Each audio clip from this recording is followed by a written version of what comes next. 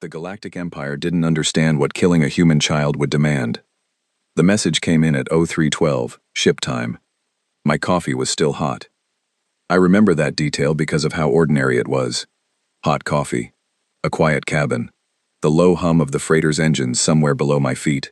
I had been reading a letter from my niece, Lily, who was 8 years old and had recently decided that her greatest ambition in life was to grow the tallest sunflower in the colony. She had written to me in her careful, looping handwriting. The letters slightly uneven because she was still learning to keep them the same size. She told me she had already picked a spot near the eastern fence. She told me she needed me to bring her good soil from the market on Callaway Station because the dirt on Mira's Landing was too rocky near the fence. She signed it. Come home soon, Aunt Alara. I saved you the biggest room. I set the letter down and reached for my coffee. That was when the distress signal hit my receiver. It was fragmented, broken into pieces by distance and interference, but I caught enough. Orbital bombardment. No warning given. No evacuation window. The Keth fleet had arrived above Mira's Landing at dawn, local time, and they had not opened a communication channel. They had not issued demands. They had simply begun. 3,000 people lived on Mira's Landing. Farmers, teachers, engineers who had come out to the fringe colonies because they wanted space and quiet and a chance to build something that was theirs. Families, children, a woman named Carol who ran the only bakery and opened it before sunrise every morning. A retired doctor named Owen who had set up a small clinic and refused to charge anyone under 16. Lily's teacher, whose name I never learned, who by all accounts was patient and kind and gave her students extra time when they needed it. 3,000 people. The signal lasted 47 seconds. Then it stopped. I sat in my cabin for a long time after that. I did not move. I did not make any sound. I just sat there with my coffee going cold in my hand, and the letter still open on the desk. And I read Lily's last line over and over again, until it stopped looking like words, and started looking like just marks on paper. Come home soon, Aunt Alara. I saved you the biggest room. I want to tell you that I broke down, that I wept until I had nothing left, that the grief hit me like a wave and swept everything away. That would be a simpler story. What actually happened was quieter than that. Something inside me went very, very still, like a fire that burns down past the flame into the coals. No more heat you can see from a distance. Just a deep, patient, enduring heat that does not need air and does not go out. I folded Lily's letter carefully and put it in my inside jacket pocket, against my chest. I finished my coffee because it was there. I pulled up the Keth Empire's public filing records with the Galactic Compact, and I read every document they had ever submitted. I read for 6 hours without stopping. Their report on Mira's Landing was filed 11 days later. I found it buried in a routine resource acquisition log. 42 words. Sector 7 Gamma survey complete. Unclaimed mineral deposit secured. No prior intelligent habitation detected. Resources flagged for extraction processing. Fleet returned to station. Administrative note. Minor signal interference during approach. Origin unclear. Not investigated. 42 words. 3,000 people, and the Keth Empire gave them 42 words and called the signal interference. Lily had wanted to grow the tallest sunflower on the colony. I read that report 4 times. Then I closed the file, and I began making a list. I had retired from the human fleet 2 years earlier with the rank of commander. I had spent 19 years in deep space, in logistics, in tactical operations, in the kind of work that never makes it into the official histories, but that keeps fleets running and missions succeeding. I knew supply chains. I knew how empires moved and where they were fragile. I knew how to make things disappear and how to make things appear exactly where someone least expected them. I had retired because I was tired, because I wanted something quieter, because I had started visiting Lily on Mira's Landing and watching her grow sunflowers, and I thought maybe the galaxy could sort itself out without me for a while. The galaxy had made a different decision. I filed my own report with the Galactic Compact on day 12. It was not 42 words. It was 960 pages of testimony, photographic records, communication logs, colony registration documents, birth certificates, and a complete census of everyone who had lived on Mira's Landing. Every name, every age, every occupation. I included Lily's school enrollment record. I included a photograph of the eastern fence where she had picked her spot for the sunflower. The compact received my filing and sent back an automated acknowledgement within the hour. 3 days later, a junior administrator named, based on his signature, Gerald Holt, sent me a form letter expressing the compact's condolences and informing me that the matter had been forwarded to the appropriate review committee, which met quarterly. I wrote Gerald Holt back a single sentence: "I will not be waiting for the committee." Then I pointed my freighter toward Callaway Station, and I began making calls. I want you to understand something about what I was feeling in those early days, because it matters for everything that comes after. People assume that a person who does what I did must have been operating on rage, that the fury was so great it became fuel, that I was shaking with it, consumed by it, driven forward by some hot and desperate need for vengeance. That is not what it was. What I felt was a clarity I had never experienced before in my life. Every unnecessary thing had been burned away. Every hesitation, every compromise, every small politeness that humans layer over their real intentions, all of it gone.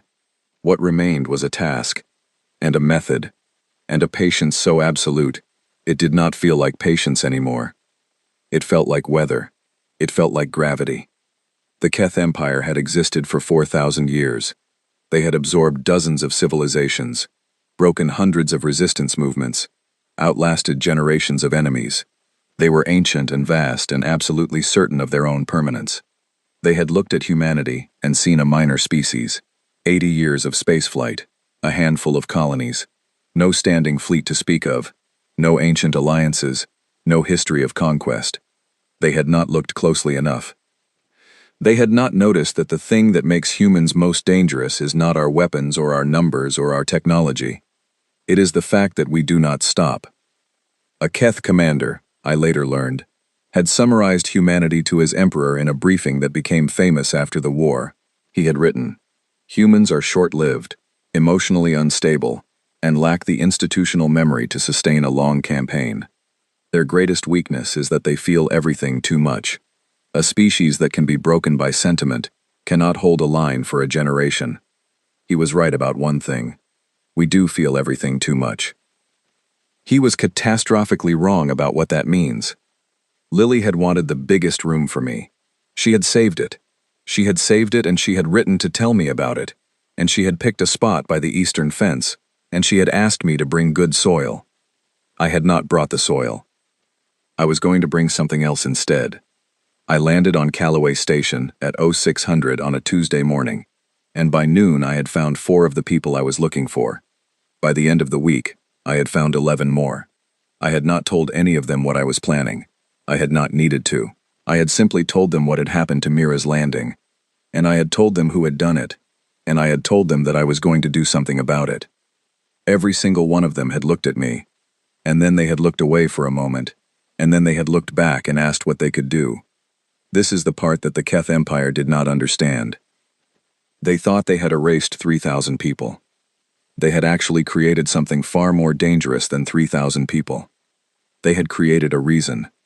And in my experience, a human with a reason is the most relentless thing in the known universe. I sat in my bunk on Callaway Station that night, and I took out Lily's letter, and I read it one more time. Then I folded it and put it away, and I did not take it out again for a very long time. I did not need to read it to remember it. Every word was already burned into a part of my memory that does not fade. "Come home soon, Aunt Alara. I saved you the biggest room." I pulled out my planning documents, and I started working. I did not stop for 18 months. There is a thing that happens to humans under extreme grief that no other species in the Galactic Compact had properly studied. The Vorkai had written papers on human emotional responses. The Seath had catalogued our behavioral patterns under stress. The ancient Marath had diplomatic files going back 60 years on human psychology and threat assessment.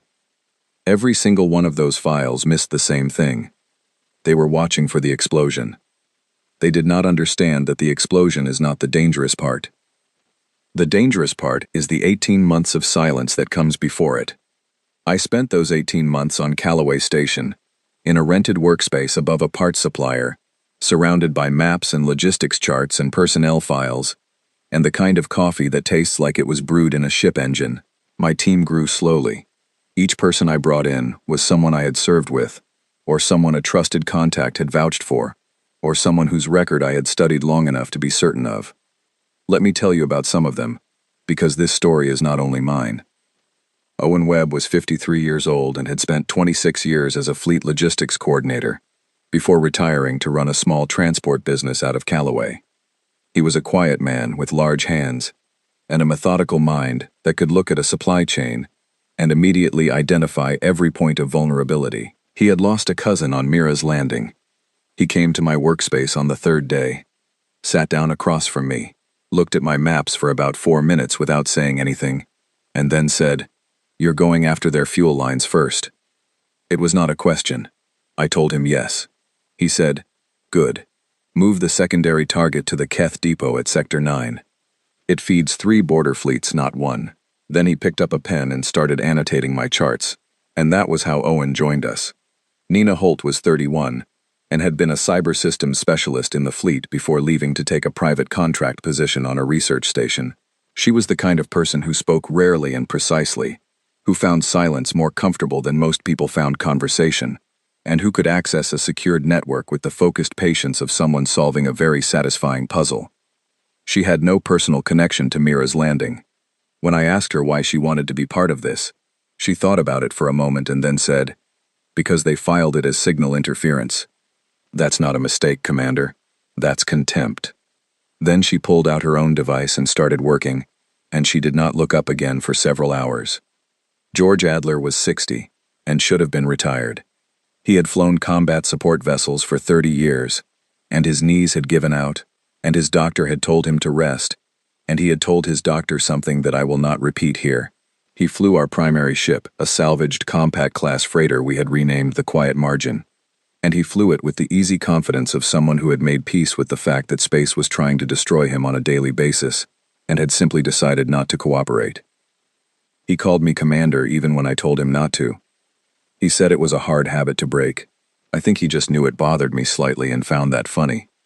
There were 9 others, pilots, engineers, a former fleet intelligence analyst named Barry Cole who had a memory like a filing cabinet, and had once spent 4 months memorizing the patrol schedules of a hostile fleet, purely out of professional interest. Each of them brought something. Each of them had a reason. None of us talked about those reasons very much. We did not need to. We all knew why we were there. The reasons sat in the room with us like a quiet passenger, and we worked around them and alongside them, and they kept us focused in a way that anger alone never could have. The Keth Empire, meanwhile, was doing what ancient empires do when they believe themselves secure. They were ignoring us. Not actively, not with malice. Just the way you ignore background noise. Humanity had filed a war grievance with the Compact. The Compact had a committee. The committee met quarterly. The Keth ambassador to the Compact, a dignified and deeply self-assured individual named, according to his official biography, Exarch Voren Tell, had issued a brief public statement acknowledging the regrettable administrative situation of the Mira's Landing incident and expressing the Empire's willingness to discuss appropriate procedural adjustments at the next scheduled diplomatic session in 8 months. 8 months. I put his statement on the wall of my workspace. I looked at it every morning. It was very good motivation.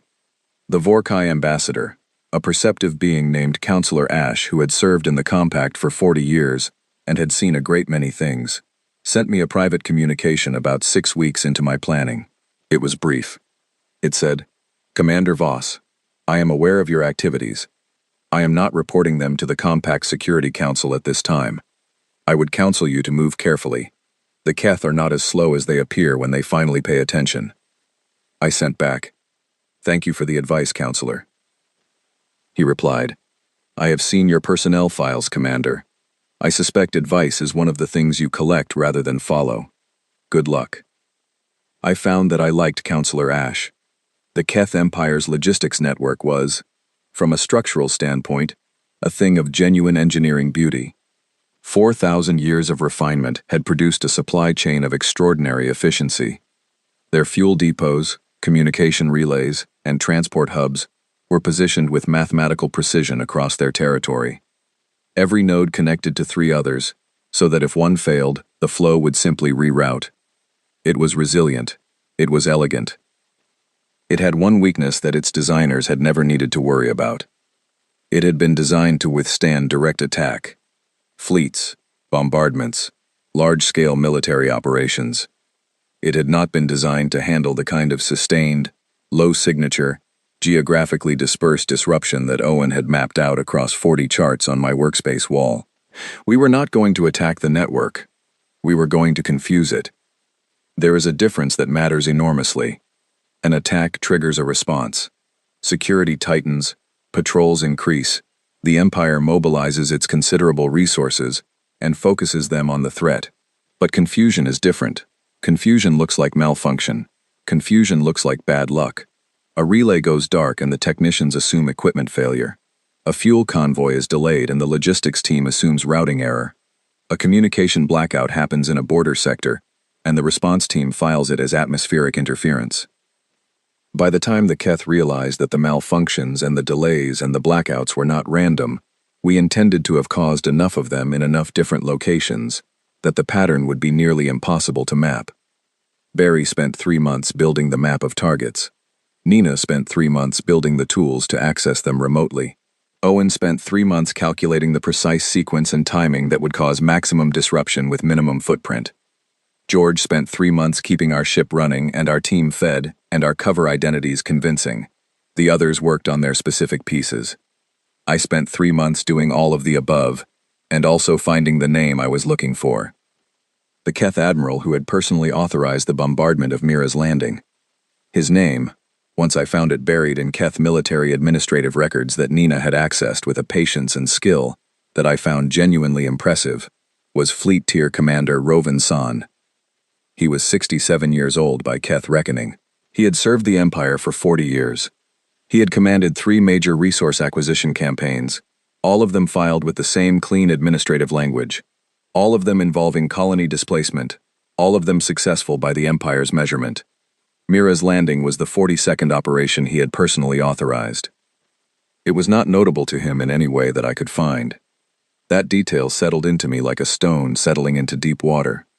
It sank slowly, and came to rest somewhere I could feel it, but could not quite reach. I found a current photograph of Rovan San. He looked like a senior administrator. He had a formal bearing and careful eyes, and the kind of controlled expression that comes from decades of giving orders that other people carry out. He did not look like a monster. He looked like someone who managed processes. I put his photograph on my wall next to Exarch Vorentel's statement. I looked at them both every morning. Then I went back to work. The first operation ran on a quiet Sunday morning, ship time. Nina accessed a Keth fuel relay in the outer border zone and introduced a very small, very clean error into its automated routing system. The relay did not explode. It did not go dark. It simply began sending its fuel shipments to the wrong depot. Not dramatically wrong, just wrong enough that 3 Keth Border Patrol vessels would find themselves waiting for a resupply that was sitting at the wrong station. It would take the Keth logistics team approximately 9 days to find the error, reroute the supply, and get the patrols back to full operational status. 9 days where 3 patrol vessels were reduced to minimal operations. On their own, those 9 days meant very little. But Owen's plan called for 47 similar actions over the following 8 months. Each one small, each one deniable, each one surgical. And he had calculated that the combined effect of all 47, properly timed and properly sequenced, would reduce the operational capacity of the Keth border fleet by 31% without a single direct confrontation. 31%. Quietly. Without anyone seeing us. When the first operation completed successfully, with the relay routing its fuel to the wrong depot exactly as planned, my team sat in the workspace on Callaway Station and looked at the confirmation data. Nobody celebrated. Nobody made noise. Barry noted the result in his log. Nina closed her interface and made a cup of tea. Owen moved to the second chart on the wall and began reviewing his notes. George looked at me from across the room. He had a coffee mug in his hand and a steady expression, and something behind his eyes that I recognized because I felt it in myself. 1 down, he said quietly. 46 to go, I said. He nodded, drank his coffee, went back to the engine room. I sat at my desk and looked at the photograph of Rovin Sen on my wall. He did not know my name yet. He would. I was going to be very patient about it. The Keth were about to learn something about humanity that their 4,000-year history had never taught them. They had dealt with species that fought back. They had dealt with species that resisted, that negotiated, that surrendered, that were absorbed. They had databases full of behavioral models for every known response to imperial pressure. They had no database entry for this. For a species that files paperwork in the morning, plants a quiet operation in the afternoon, drinks bad coffee at night, and does not sleep well but sleeps anyway, because there is still more work to do tomorrow. For a species that keeps a child's letter in their inside jacket pocket, and uses it not as a source of grief, but as a compass bearing, as a direction. Come home soon, Aunt Alara. I saved you the biggest room. I was working on it, Lily. I was working on it.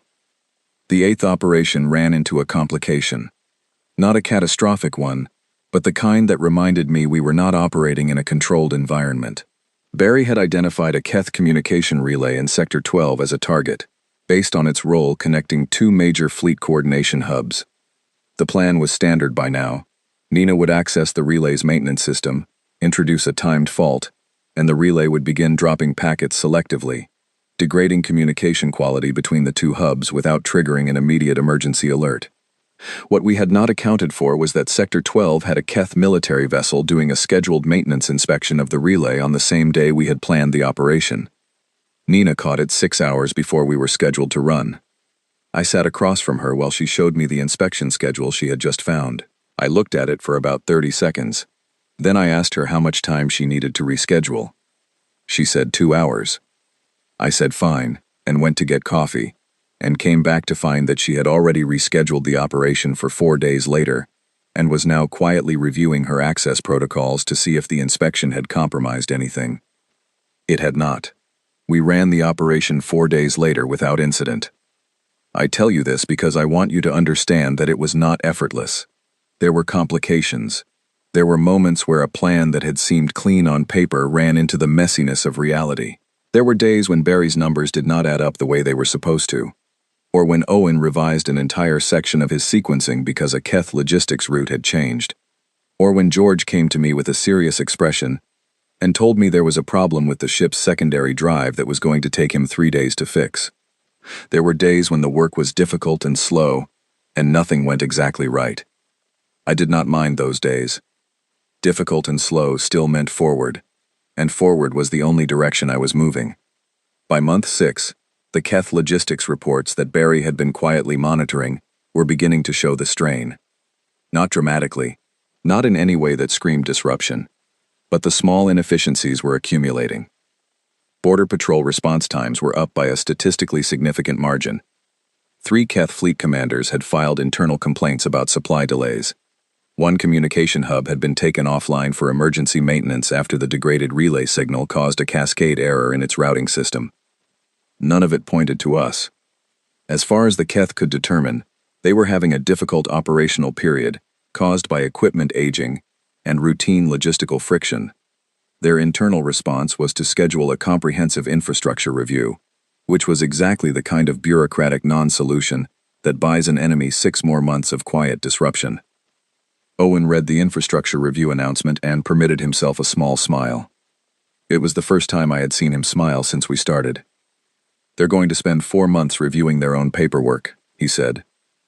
While we run 17 more operations, I said. He nodded. The smile went away. He went back to his charts. I went back to mine. It was at this point that I received a second message from Counselor Ash. This one was slightly longer than the first. It said, Commander Voss, I want you to know that 3 members of the Compact Council have begun asking questions about anomalous activity in Keth border space. They have not connected it to you. I do not intend to connect it for them. I will say only this. Whatever you are doing, it is working in ways that extend beyond logistics. The Keth are distracted. Distracted empires make political errors. Political errors have consequences. I thought you might find that observation useful. I read his message twice. Then I sent back, "Thank you, Counselor. How is the weather in the capital?" He replied, "Grim, as always. Good hunting, Commander." I put his message in my files and went back to work. I did not contact the human government during those 18 months. They knew, in the general sense, what had happened at Mira's Landing. The massacre had been reported, grieved, officially protested, and then deposited into the same waiting area as every other impossible problem that did not have an easy solution. The human parliament had issued a statement condemning the Keth action.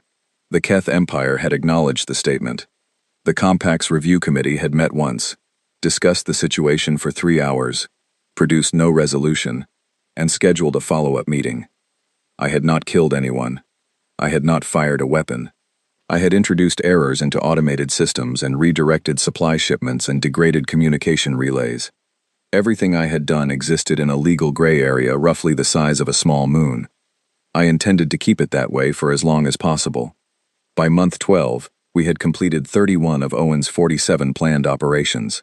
The cumulative effect on Keth border fleet capacity had reached 22% degradation, which was slightly below Owen's projected 31%, but significantly above what any of us had believed was achievable at the start.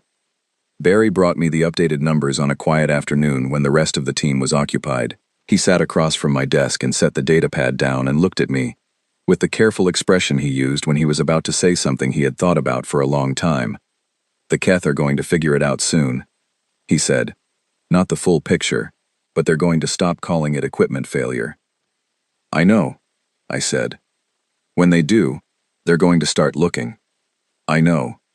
Are we ready for that?"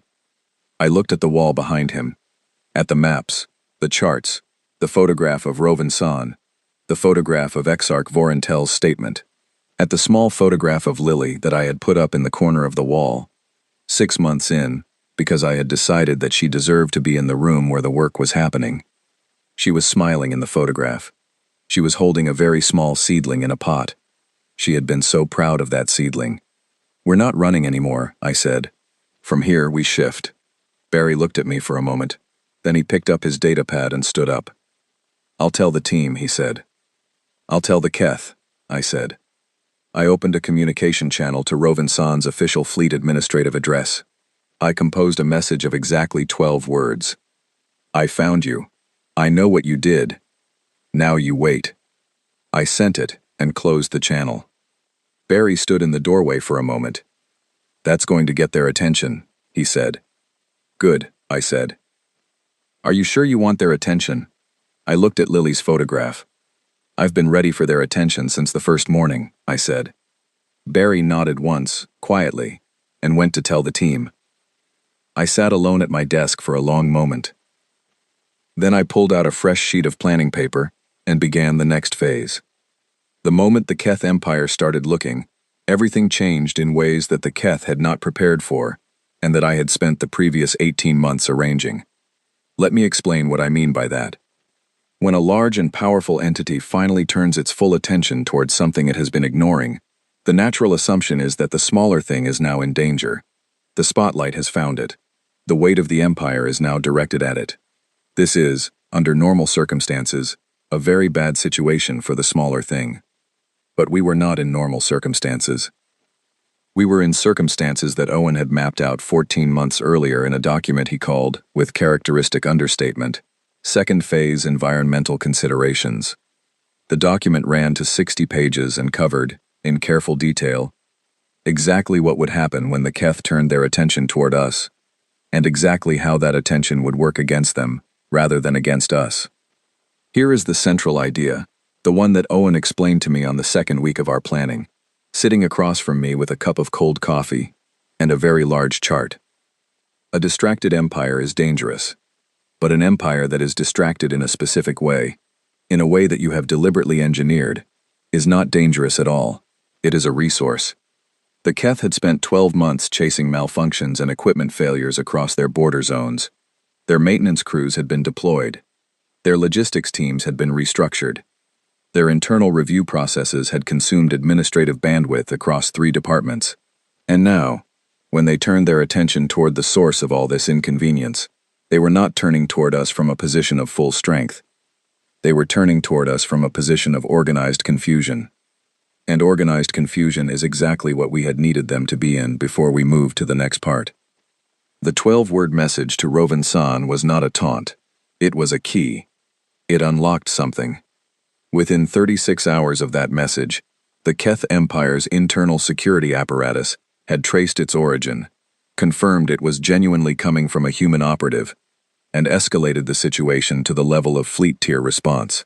This meant that the 3 Keth border fleets most affected by our 18 months of quiet disruption, the same fleets that were already operating at reduced capacity because of Owen's work, were now being redirected to conduct a search operation. 3 reduced-capacity fleets, pulled from border patrol duties, looking for a salvaged freighter, and a 12-person team. Owen had projected this would happen. He had also projected exactly what would happen to the areas those fleets were being pulled from. The Keth border zone, already strained, suddenly had 3 significant patrol gaps. Routes that had been covered were now uncovered. Response times that had been slow became essentially non-existent in certain corridors. Counselor Ash sent me a message within 48 hours. It said, "Commander, I note with interest that 3 Keth patrol corridors along the compact boundary have gone dark. Several compact member species have noticed. There is discussion at the council level about Keth overextension. I mention this purely as a matter of diplomatic observation." I sent back, "Noted, Counselor, thank you." I then forwarded his observation to Barry, who noted it in his log, and to Nina, who had already seen it, and was working on something related that she did not explain to me until she was ready. What she was ready to show me, 3 days later, was a communication intercept from a Keth Fleet coordination hub that she had been quietly monitoring for 2 months. The intercept contained an internal logistics summary that showed the extent of the Keth operational strain in numbers that even Owen found impressive. Border Fleet supply delivery rates were down 38%. Communication relay uptime was at 61% of standard. 3 fleet commanders had filed formal internal complaints about being ordered to redirect search operations while their patrol zones remained uncovered. Nina put the intercept on my desk without comment. I read it twice. "Does anyone outside the Keth know how serious this is?" I asked. "Not yet," she said. "They've kept it internal." "How long can they keep it internal?" She thought for a moment. "If we give them something else to manage," she said. "Probably not long at all." This was the point at which I finally contacted the human government. I sent a secured communication directly to the Human Parliament's Defense Committee. Not to the full Parliament, not to the public, not to the press. To 7 specific people who had the clearance and the authority to act on what I was about to tell them. I included Barry's complete operational summary, Owen's logistics analysis, Nina's intercept, and Counselor Ash's diplomatic observations. I included, at the end, a clear and direct assessment of what I believed was now possible. Then I waited. The response came in 41 hours, which told me that the Defense Committee had not slept much during that time. The message was brief. It was from Committee Chair Helen Marsh, who I had met once, years ago, at a fleet debrief, and who had a reputation for saying exactly what she meant and meaning exactly what she said. It read, "Commander Voss, the committee has reviewed your materials. We have several hundred questions, most of which can wait. The one that cannot wait is this. Are you telling us that you have reduced 3 Keth border fleets to sub-operational capacity through 12 people and 18 months of logistics disruption?" I sent back, 31% average capacity reduction across the 3 primary border fleet groups. Yes. Her reply came in 11 minutes. "Parliament convenes in 6 hours. I suggest you be available." I told George to make sure the ship was ready to move if necessary. Told Owen to finalize his 3rd phase projections. Told Barry to prepare a briefing summary, and then I sat down at my desk and looked at the wall. Lily's photograph was in the corner. She was still holding the seedling. "We're getting close," I said to the photograph. I was aware that I was talking to a photograph.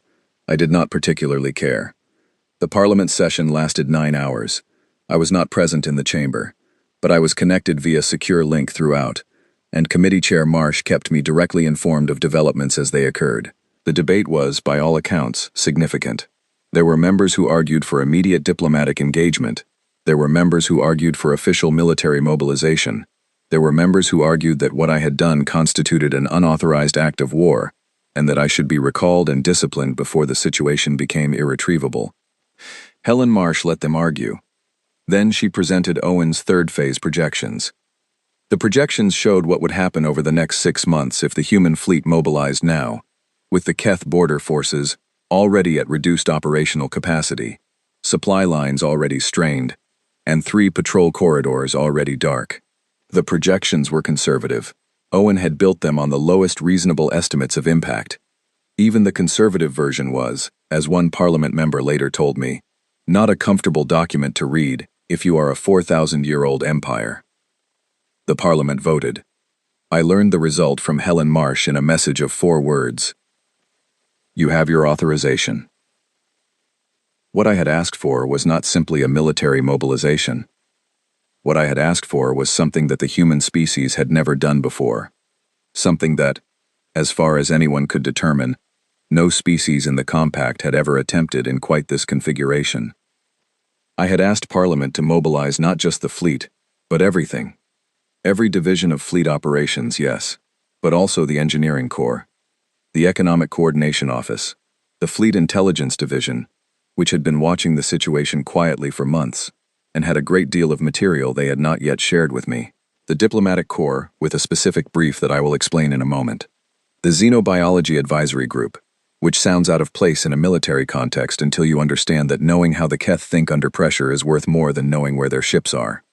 Humans, when we fight, do not separate our military from our civilization. We fight with all of it. This is the thing that the Keth had genuinely not anticipated.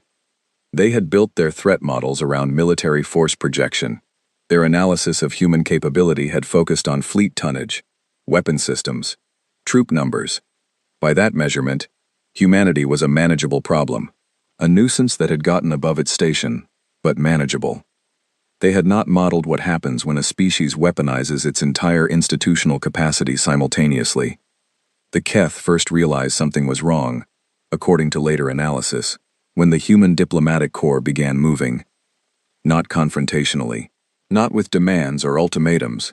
The human diplomats went to every other member species of the Galactic Compact, and they did something very simple. They shared Owen's data. Not all of it. Just the part that showed how the Keth border zone degradation was affecting trade routes and patrol coverage that other compact members relied on. The part that showed 3 dark patrol corridors in regions where 4 compact member species had active shipping interests. The part that showed what Keth overextension looked like in numbers that any logistics-minded species could read clearly. They did not say, "Join us." They did not say, "The Keth are the enemy." They simply said, "Here is information you might find relevant to your own planning." 2 species responded within 48 hours with offers of navigation data that turned out to be extremely useful. 3 more responded within a week, with quiet statements that they would be observing the situation with interest. Counselor Ash sent me a personal message that said only, "Well done." The Keth, meanwhile, had found the quiet margin. Or rather, they had found where the quiet margin had been. George is an exceptional pilot. I want to be clear about that. The Keth sent 4 vessels to the coordinates they had traced our communications to, and they found an empty docking berth on a commercial station and a very convincing paper trail, suggesting that the freighter registered at that berth had departed for a cargo run in an entirely different sector 3 weeks earlier. The paper trail was Nina's work. The departure records, the cargo manifests, the docking fees, the refueling logs, all of it technically compliant with compact commercial shipping regulations, all of it quietly fabricated over the previous month, in preparation for exactly this moment. The Keth spent 11 days tracking the false trail. While they were tracking it, we ran 7 more operations. The false trail ended at a deep space way station, with no record of us ever having arrived, and by the time the Keth search team confirmed they had been following nothing, we were 2 sectors away, and Owen's 4th phase sequencing was already underway. The 4th phase was not subtle. After 18 months of careful, surgical, invisible work, the 4th phase was designed to be visible, not because we had stopped caring about detection, but because by this point, detection was the point. The Keth Empire's internal strain had reached a level where we needed them to understand exactly what was happening to them, and why. Owen's fourth phase targeted the Keth's primary logistics hub for the outer border zone, a station called, in Keth administrative language, Central Processing Node 7, which handled coordination for roughly 40% of their border fleet supply operations. It was an enormous installation, heavily automated, with redundant systems and multiple layers of backup protocols. We did not go anywhere near it physically. What Nina did, with Barry's data support, was access 7 of its peripheral relay systems over the course of 4 days, and introduce a precisely sequenced set of errors that caused the hub's automated routing system to begin sending conflicting priority signals to itself. Not damaging errors, not destructive ones. The hub did not explode. The hub did not go dark. The hub began disagreeing with itself. Every routing decision the automated system made was immediately contradicted by a second signal it was sending itself. Supply orders were confirmed and then canceled. Fleet coordination messages were sent and then recalled.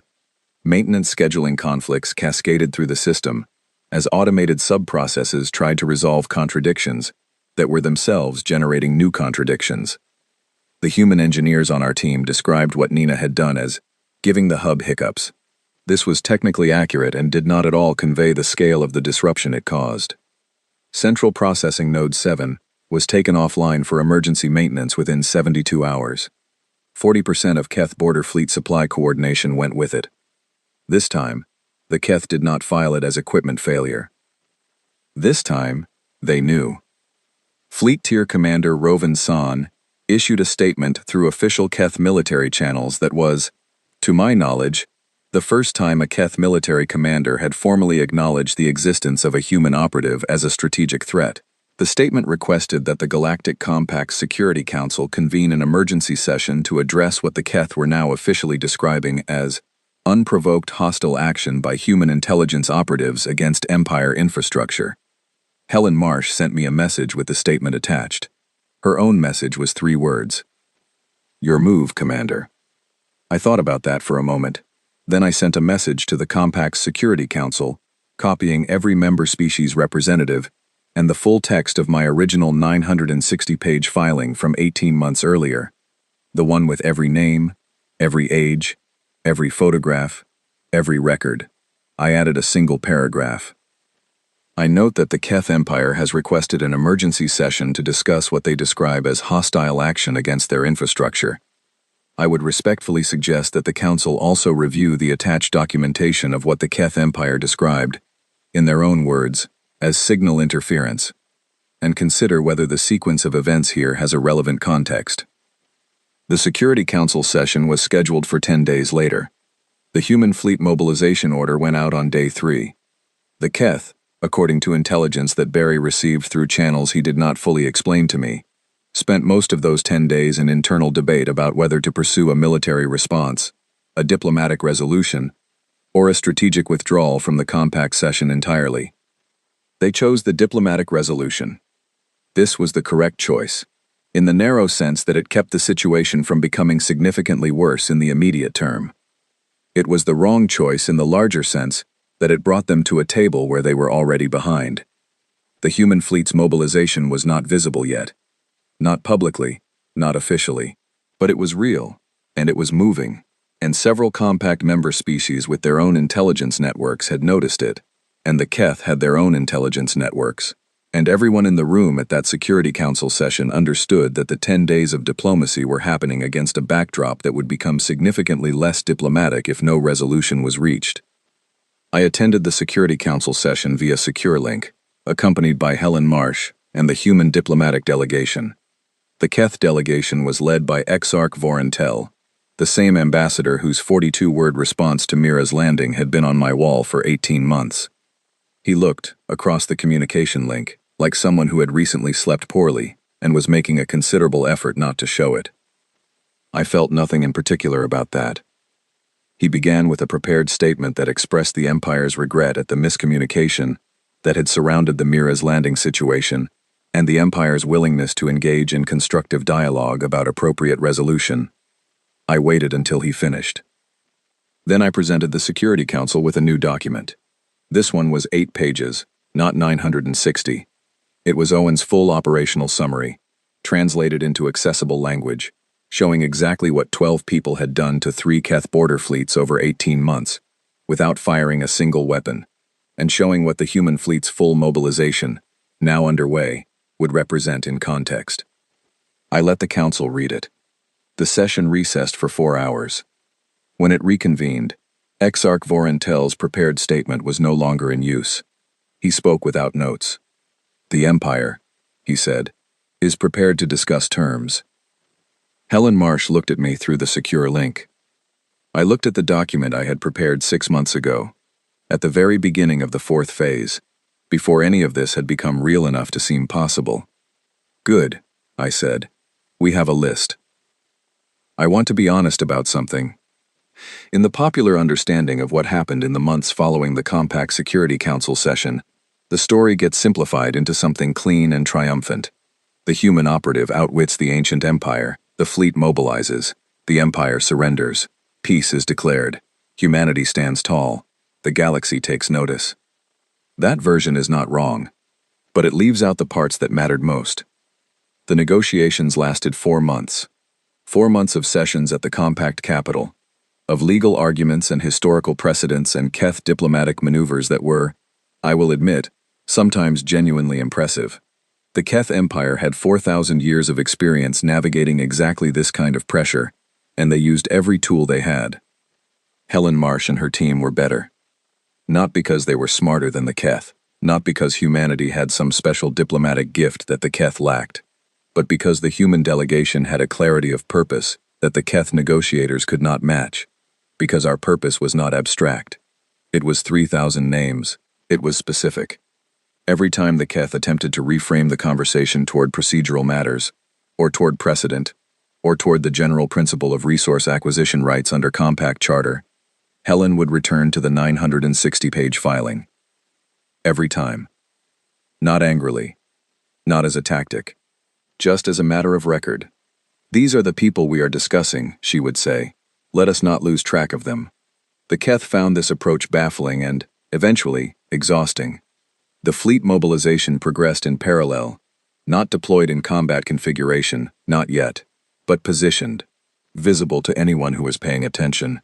Owen's 4th phase operational work continued quietly in the background, a constant low reminder that the cost of delay was not static. 3 Compact member species, during the negotiations, upgraded their formal position on the Mira's landing incident from concerned observation to strong condemnation. This was, in Compact diplomatic language, significant.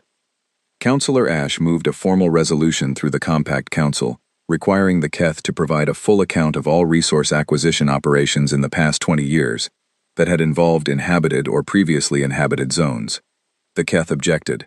The resolution passed anyway, by a margin that surprised everyone, including Councillor Ash. Later he told me that what had shifted the vote was not strategy or politics. It was the list of names. "Every species on that council has children," he said. "You made certain they could not look away from the children." On month 3 of the negotiations, the Keth made a private offer to Helen Marsh that was not part of the official session record.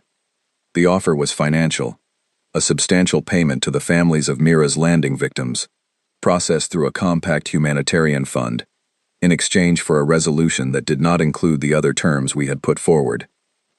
Helen brought the offer to me. I read it carefully. "No," I said. She had expected that answer. She went back and told them no. Month 4, the final session. I was present in person this time. I had not been present in person for any of the previous sessions. I had conducted everything via secure link, which kept me flexible and kept the Keth slightly off balance about my actual location. But the final session I attended in person. I sat across the table from Exarch Vorentel. He looked at me for a moment when I entered. I do not know what he expected. I was 44 years old, average height, wearing fleet civilian dress, with what George had once described as an expression like someone doing long division.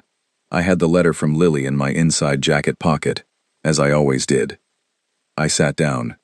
He said, in formal Compact diplomatic language, "Commander Voss." The Empire wishes to express its sincere regret regarding the events at Mira's Landing.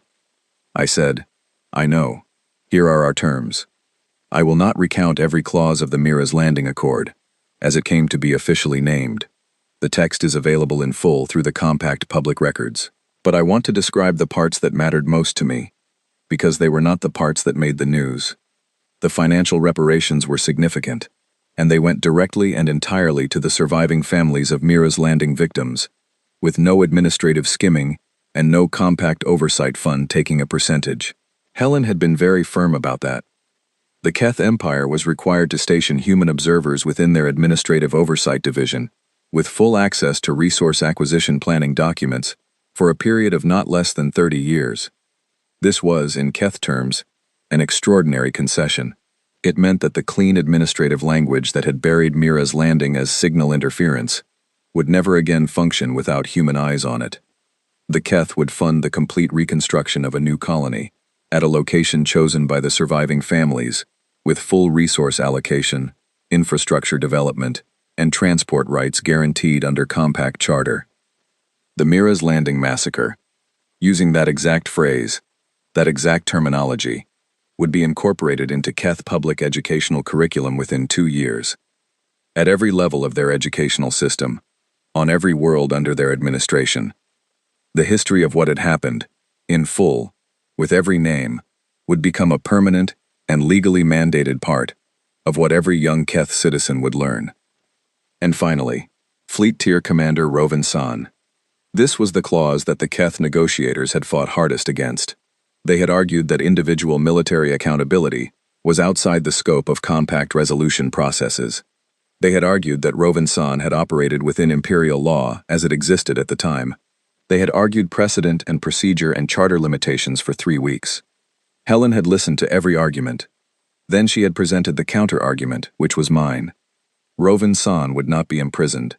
He would not be removed from his position, though he chose to retire shortly after, which I had not required. He would not face any form of physical punishment. What he would do, under the terms of the accord, was serve as the Empire's appointed keeper of the Mira's Landing record. Once each year, on the anniversary of the bombardment, he would appear in person on the 3 most populous Keth worlds and read aloud, in full, the complete list of names from my original filing. Every name, every age, every brief biographical note, all 3,000 of them. He would do this for the remainder of his natural life. The Keth had fought that clause harder than any other. They found it culturally incomprehensible. They kept asking what the purpose was, what function it served, what strategic goal it achieved. I told them, it serves the function of memory. It achieves the goal of never forgetting. They did not fully understand, but they agreed, because by that point they did not have enough leverage left to refuse. Rovan San read the names for the first time 11 months after the accord was signed, on a cool morning on the Keth primary world, in a public square, broadcast across the official Keth planetary network. I watched the broadcast on a small screen in a quiet room on the new colony site, where construction had already begun. He read for 6 hours, 3,000 names.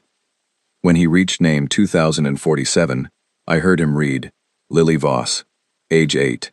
Student, Mira's Landing Colony. Interest, horticulture. I sat very still for a moment. Then I stood up and went outside. The new colony site was raw and unfinished, still more construction material than settlement.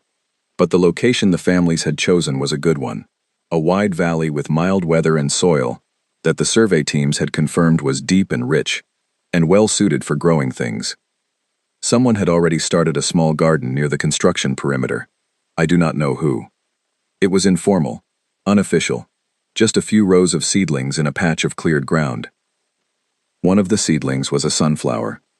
I stood there in the open air and I looked at that seedling for a long time. Then I went back inside and finished watching the broadcast. What happened in the galaxy after the Mira's Landing Accord is something that historians will spend a long time analyzing. The Keth Empire did not collapse. It did not fundamentally transform overnight. Empires that old do not change quickly. But something shifted in the way they were perceived by the rest of the compact, and something shifted, over years, in the way they perceived themselves. The educational curriculum clause turned out to be the most significant in the long run. A generation of Keth citizens who grew up knowing, in specific and named detail, what Mira's landing had been, what choices had been made there, what those choices had cost, grew up different from the generation before them. Not entirely different, not transformed, but different enough. Councillor Ash retired from the Compact Council 7 years after the Accord and wrote a memoir that I read on a long transit flight. He devoted a chapter to what he called the human strategic approach to consequence. His central observation was that humanity had been offered, at several points during the conflict and the negotiations, the option to seek the Keth Empire's destruction or severe diminishment, and had chosen instead to seek the Keth Empire's memory. This is, he wrote, either the most restrained thing a species has ever done after being pushed to its limit, or the most frightening, because it suggests a confidence so complete that annihilation was simply not considered necessary. I think Councillor Ash was, as usual, correct. I retired again after the Accord, properly this time, without qualifications.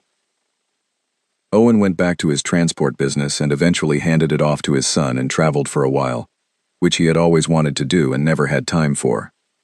Nina took a position she declined to name in an organization she declined to specify, which told me everything I needed to know about where she ended up. George kept flying the quiet margin for another 4 years before he finally sold it and retired to a house near water, where he spent his mornings fishing and his afternoons, he told me in occasional letters, doing absolutely nothing productive, which he described as the single greatest accomplishment of my career. Barry Cole wrote 3 papers on asymmetric disruption methodology that became something of a standard reference in fleet tactical training, though he requested his name not appear on them, which the fleet honored. He lives quietly somewhere in the inner systems and sends me a message every few months. The messages are brief and precise and occasionally funny, which is very much Barry. I settled near the new colony. Not in it, not officially. I did not feel I had earned a place in the community that the surviving families were building. But near it, close enough to watch it grow. The sunflower garden grew too. By the 3rd year, it was not a small informal patch by the construction perimeter. It was a proper garden, tended by several families who had taken it seriously, expanded it, and turned it into something that I imagine would have made Lily very proud. The sunflowers got tall, genuinely tall, the kind of tall that stops you when you see it. I went to look at them, on the 4th anniversary of the Accord, on a morning when the light was coming in at an angle that made everything look like it was made of gold. I stood there for a while. Then I took Lily's letter out of my inside jacket pocket. I had carried it for almost 6 years by then. The paper had worn soft at the folds. The ink was still clear. I read it one last time. Come home soon, Aunt Ilara. I saved you the biggest room. I folded it carefully. I found a small clear space at the base of the tallest sunflower in the garden, and I pressed the letter into the earth there, underneath the roots, where it would become part of the soil. Good soil. The kind she had asked me to bring. I stayed a while longer, in the sunlight, among the tall flowers. Then I went home.